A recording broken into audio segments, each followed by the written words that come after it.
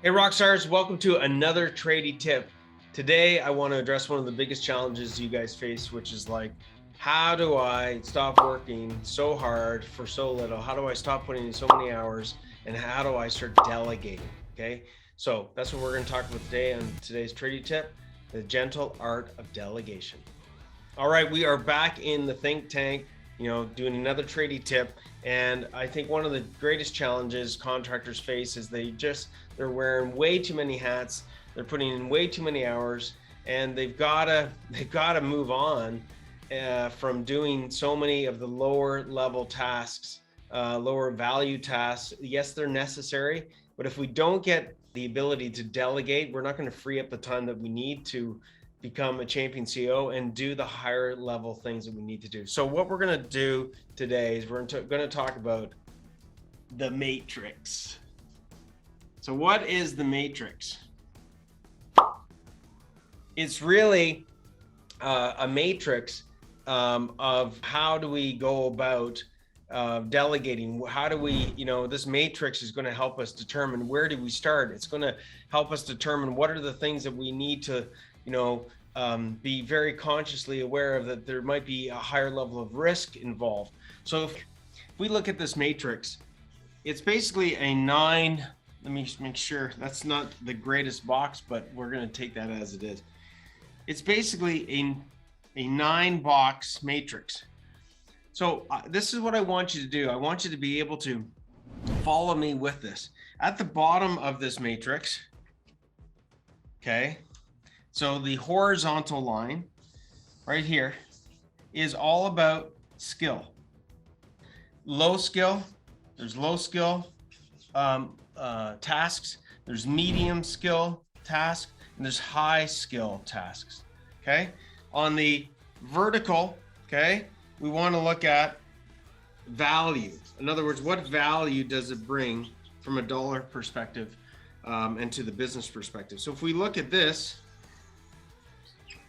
part of the matrix is value on the vertical axis, okay? And there's low value, there's medium value, and there's high value tasks that we do. The very first place that we want to start is we do not want to start up here. We don't want to start with high skill set tasks in delegating and high value tasks. And I'll tell you why. Because the risk factor is super high, okay? To try and delegate something that's high value, maybe let's just take, for example, if the first thing we're going to try and delegate is estimating really complex quotes. You're putting yourself at a very high risk because of the fact that if something screws up here, it's going to have a major negative impact to your business because it's high value, right? So the impact is going to be the inverse of that. So if they screw up, a high-end quote, a high-valued quote, well, the impact to you is going to be significant. Not only that, because it's high skill set, the ability for you to delegate is going to be super, super hard, and it's going to take a long period of time because anything that's high skill takes a much longer period of time to train. The area that we want to focus in on is this area right here, okay? We want to focus in on the very first place that we want to target is low skill, low value things, okay? So example, cleaning the shop, cleaning the trucks, picking up material, delivering material, okay? Those are things that are really, low skill. You might actually have a difference of opinion to me, and that's totally cool as well, that when it comes to delivering material, maybe you consider it as medium value. Maybe you consider it as high value. That doesn't really matter to me right now. What matters to me is that we're focusing on things that are low skill set. Why?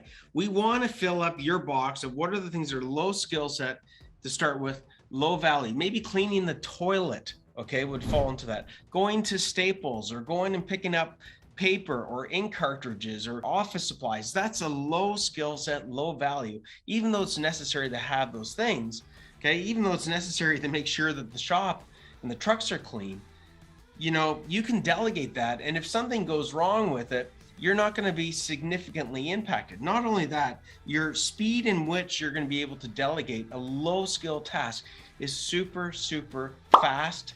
Okay. And it's a lot easier to delegate something that's low skill set. So we want to fill in things that fall into this category of low skill, low value. That's the first place. So number one, that's where we start.